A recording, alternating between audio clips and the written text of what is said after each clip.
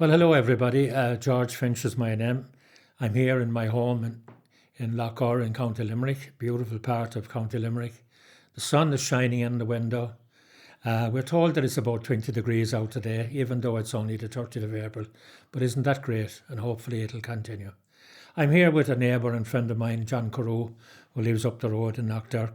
But he brought up in the townland of Roisin, just a stone's throw from where we're sitting now. So, John, will you just tell us your name and who you are, and you've grown up around Roisin, and maybe your young days of how you'd spend Sundays, or maybe every day for that matter. As you said, my name is John Carew. I was born on the 19th of November 1959 into the Carew family. At that stage, I had two older sisters, Mary and Alice, and eventually there was 9 in family. So, a big family. So, I'll tell you, the one memory I have anyway, from fairly early on, is that when the dinner was put up on the table, you ate it. As if you didn't, someone else would eat it anyway. And I suppose, my father and mother were farming people, cows mostly. So, as we would grow up, I can remember going to school. Your job would be to take the cows with you, put them into the field, and then you continue on to school. And I suppose I wasn't the brightest student. I wasn't very fond of school, but we went over to Patrick's Well, and I actually went to the old school, which is now the Honeyfitz Theatre, for maybe a year, maybe 2 years, maybe, I can't remember, and then transferred down to the new school. But there were happy times as well at the school, because, it was always a football match or a soccer match during the breaks, and of course we wore our Wellingtons going to school.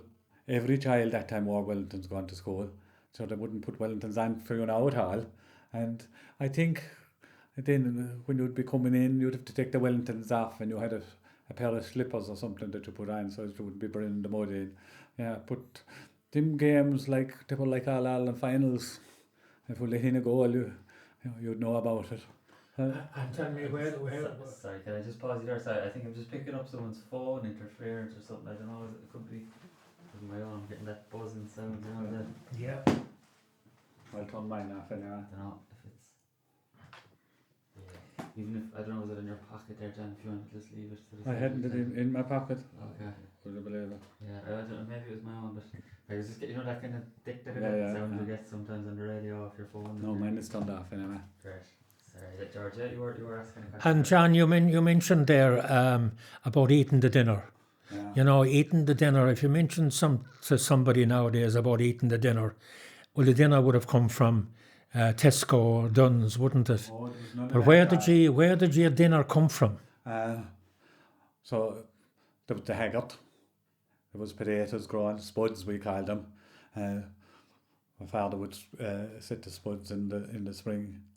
Scalons, I think they were called, when they'd cut the seed potatoes, called them scalons. And I even remember, I have a vivid memory of my father, and he had a canvas bag done specially cut out, and it would hang over his neck, and there was a little pocket in the front of it, and he'd have all the scalons inside in it with a shake of a quick lime in it, and he'd put in his spade and drop in. So that were the potatoes, and there was always cabbage and turnips and carrots and parsnips growing.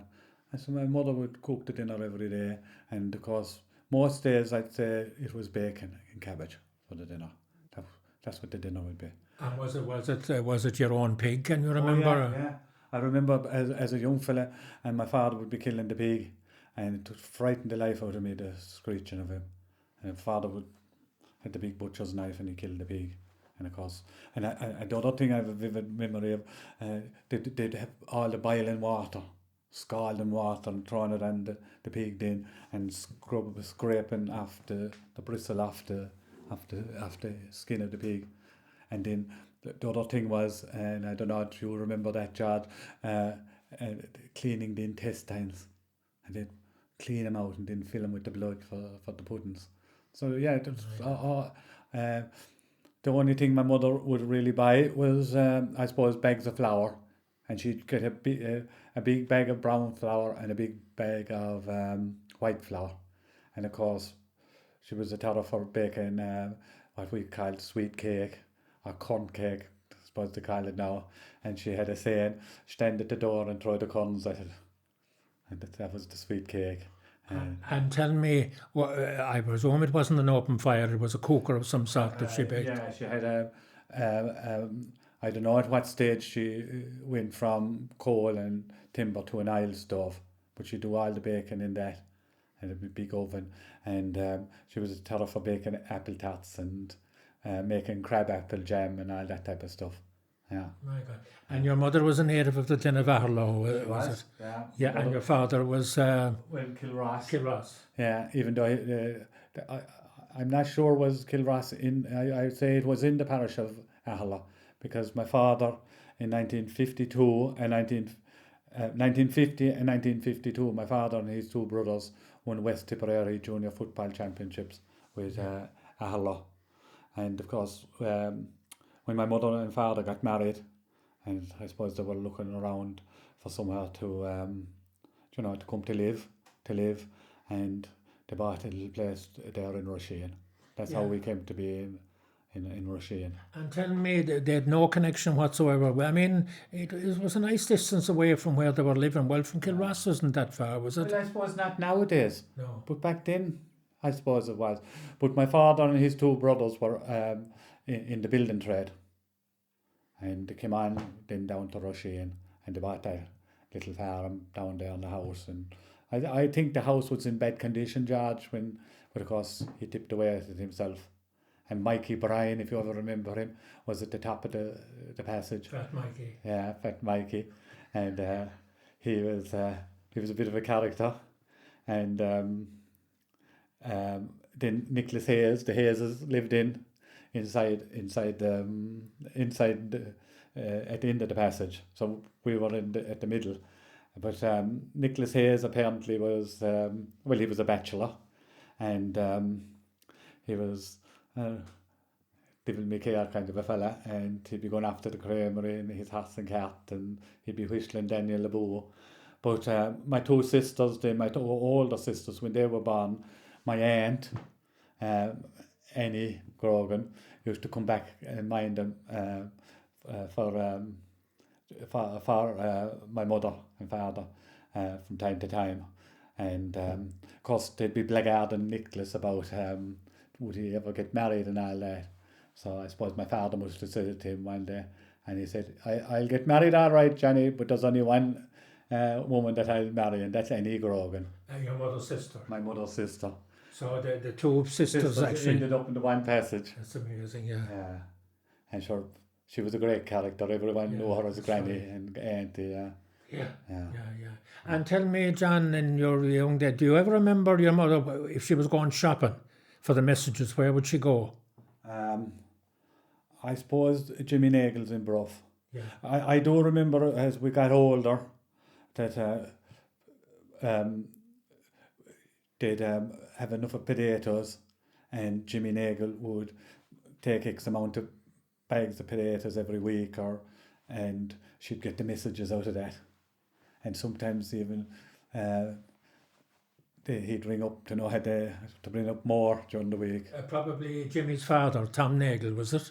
I'd say Jimmy himself. Was it?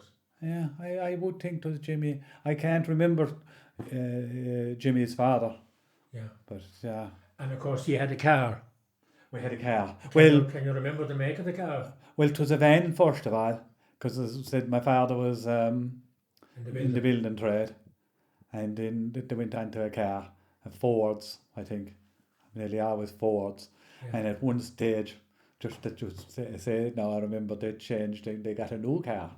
I think the first time ever getting a new car, and it was a Hillman Hunter, if you ever remember. Yeah. And my father would never touch another car again on your Ford, because this Hillman Hunter, when you started, you couldn't stop it. And if you stopped it, you couldn't start it. So that was the end of him and his Hillman Hunters. My God.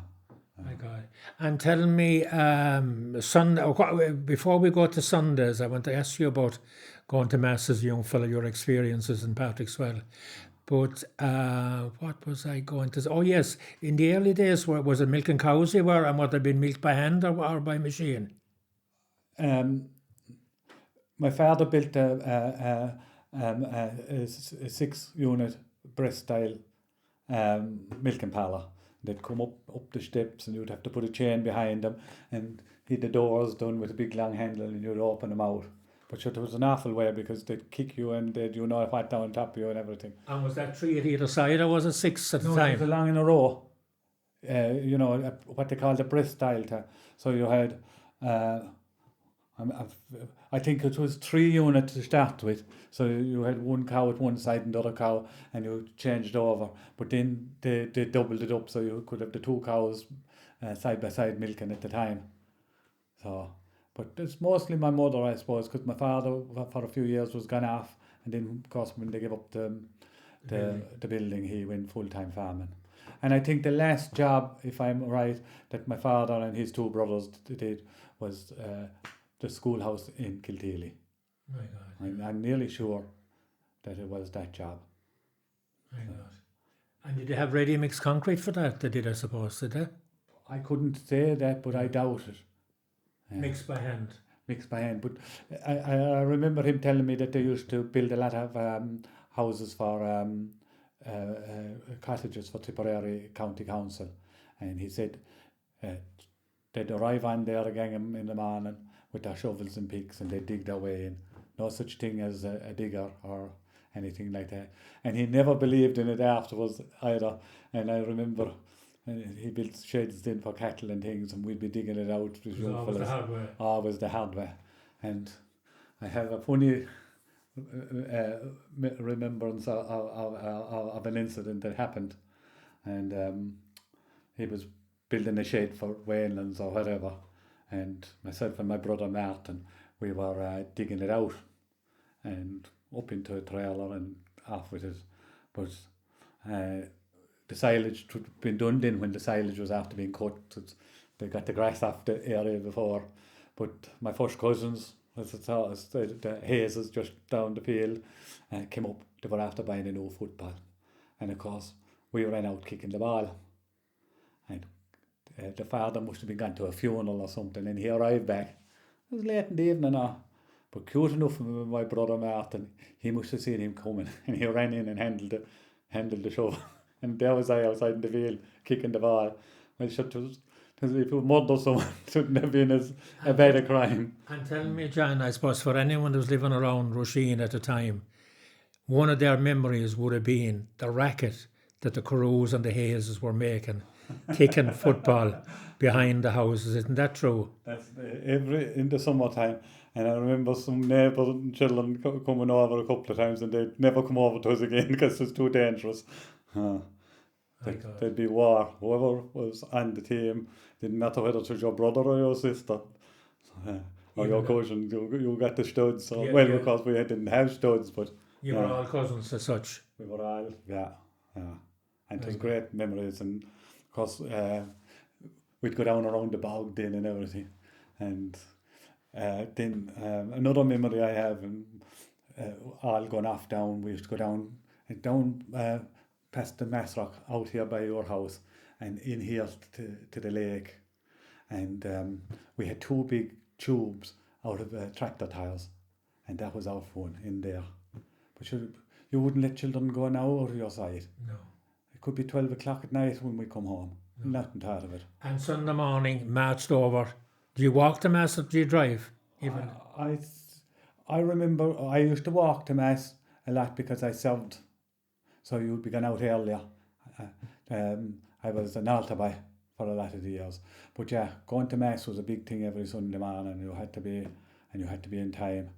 And I remember you'd be going in and all the men would be standing along by the wall, and there'd be hurling matches going on, and Long Tom and all Timmy Deneen and my father and Willie Carroll and all those, and so the goals that were scored there were great goals scored and everything.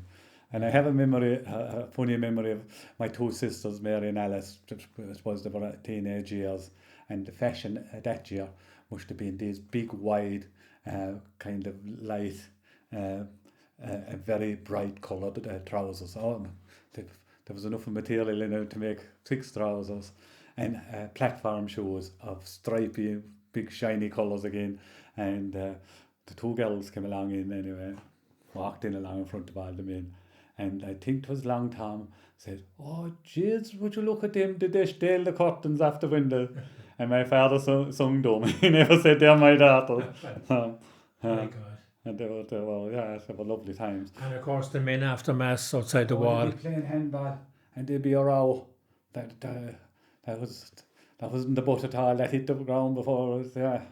And of course, George, I don't remember when they plastered the front of the Honeyfist, what is the Honeyfist Theatre now, for the handball. And we used to play handball then with Timmy and Ian over when in the springtime of the year when all the silage would be gone out of the silage pit, because there was 2 walls then.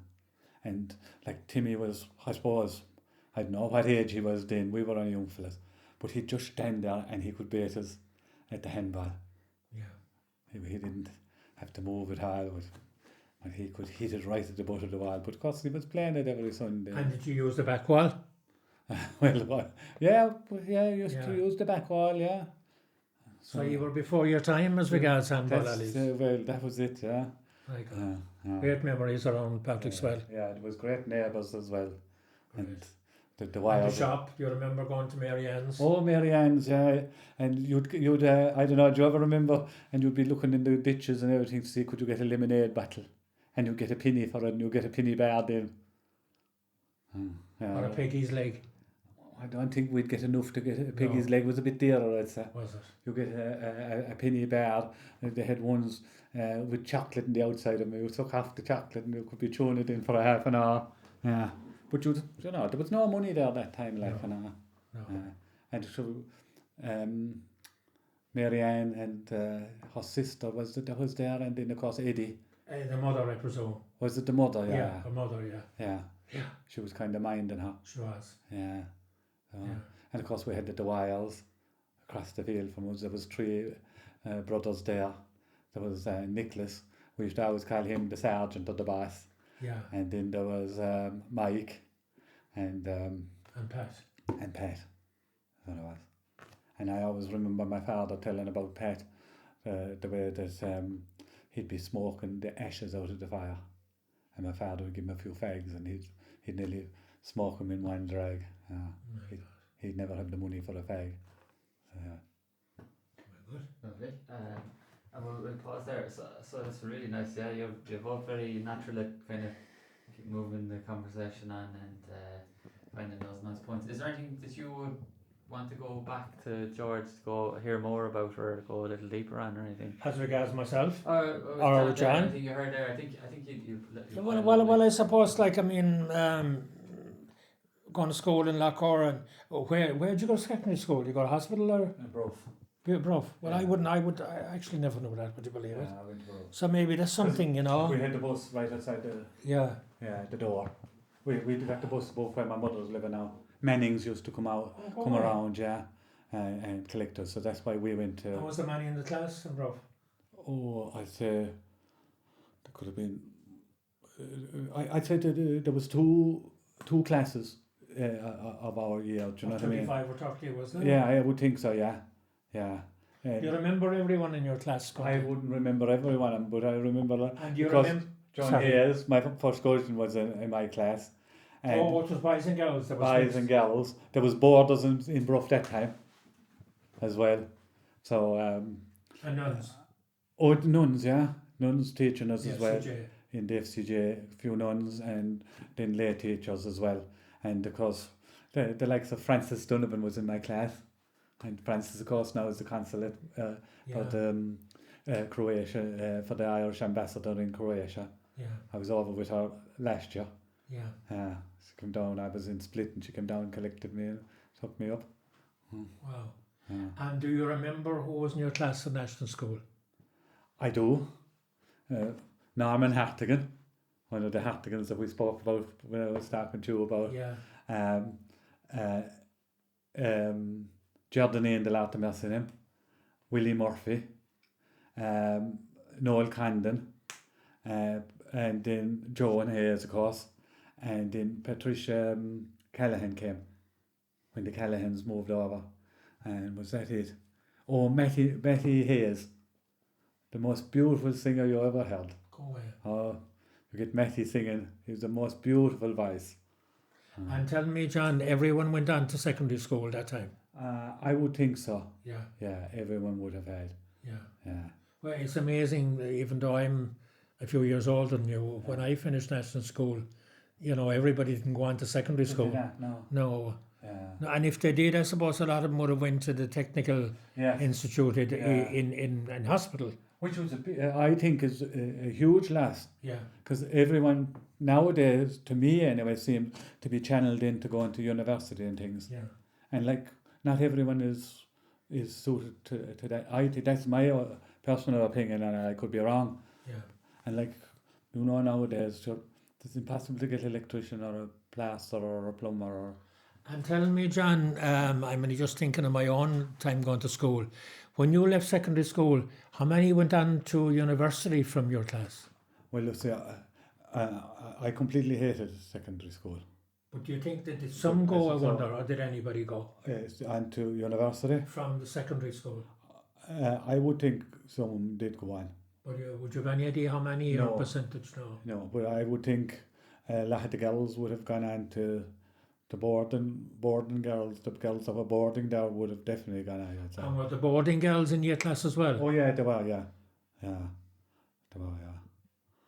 So we never tried to get into the dormitories now, Tom, or anything like that. I know. But yeah, they were. The nuns made sure that you were. That we behaved ourselves. But I don't know. Do you know the school above in Bruff, the old convent, of course, and there was a bridge across from one side of the school to the other. I suppose it was about 3-story high, was it? Yeah. But one of our favourite tricks was to fill balloons with water, and we'd be above in the bridge, and when we'd see the crowd of boarders coming on, because they were a bit more toughy than us, but we'd be above, and when we'd see them coming on, we'd drop the balloon down on top of them, and of course to soak them, to bush the course and to soak them. And what was the walkway? Was that from the school to the dormitories? Or why was the walkway there in the first place? Well, it just connected the two buildings. Was it? Yeah, and I think the dormitories were up at one side of that as well, and then over to the nuns' quarters and over to the. So you were the trying to churches. make your way across to the dormitories? Is that what you're telling me? I wouldn't do that, George. And tell me a final question then. What age were you when you started writing a bit of poetry? I started writing, George, when I was 50. I didn't start writing poetry or stories or plays or anything till I was 50. And tell me, did somebody or something influence you? Was it a spark? What spark went off there? Well, as you know, there was a tragedy in our family. Yeah. And that was the spark for it. Wow. Yeah. My God, yeah. Yeah. So once you started, Oh, there was no stopping. there was no stopping. Yeah. And of course, you know, I was never diagnosed, but I say one of the reasons why I hated school was I have actually dyslexia. And I know I was never diagnosed, but I know for a fact that I have. But now, look, the one thing, and I suppose the big difference with children growing up today and our generation, we were never given any confidence. And until I started writing and doing the Seanchaí, and that was the first thing that gave me confidence in myself. I have a last question for you now. Did your father ever shout for Limerick? It would be a Cork match. He would shout for Limerick. Would he? Yeah, but we always thought that he lived longer in County Limerick than he did, of course, in Tipperary. Yeah. But the older he got, the more Tipperary he got. And because one time my brother and Tommy Hanley over, they were making these pillars, light pillars. And just they put two up anyway at the house for him, one at each side of the drive. But he had two Tipperary flags up one of these side of the, and Who's this now? my father had Oh, yeah, the two hanging on these lamps that the boys were after putting up for him. Yeah. He was very proud of it, and there was a big match coming up anyway, and he had his Tipperary flags out, and Sunday morning he came out, and the flags were missing. Oh, he nearly wanted to ring the guards about it, but we know who took the flags. But and even talking about that, and because in the early 70s when Limerick and Tipperary had good teams, and my father would take us and Timmy Denny and take us to the matches, and there was two of my sisters born over in Tipperary town, even though they weren't living there, they were just born there, and they would shout for Tipperary. And of course, the rest of us were Limerick. So there'd be a Limerick flag out one side of the car and a Tipperary flag out the What other do side. you mean two of your sisters were born in Tipperary town? They were born in the nursing home over in Tipperary town. Oh, I didn't know that. No. Yeah. Yeah. What was the name of the nursing home? I can't remember that now. And either. obviously not there or gone. Oh, well gone, I'd say, George. I think it was somewhere down there, you know, where the railway line crosses down below near the school, down below Tipperary Co-op. I think there was a nursing home down there. My God. Yeah. And your mother, God bless her, still with us. 92 years, she'll be 93 now in November. That's great. Yeah. Good. Well, long And she life. still shout for Tipperary. Brilliant. And Yeah. why not? And why not, yeah. Well, thanks, John, for the interview Thank today. you, George. Great talking to you. Yeah. Likewise.